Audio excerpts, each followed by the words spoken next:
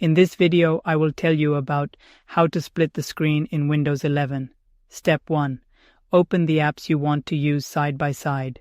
Step 2. To split the screen in half, select the app window you want to use. Press the Windows key, plus left arrow or right arrow to snap it to the left or right side of the screen. Step 3. Choose the second app you want to use. After snapping the first app, select the second app window from the options that appear on the other side of the screen. Step 4. To use multiple windows with a different layout, click the Maximize button, the square, in the top right corner of the app window. Hover over the button to see layout options.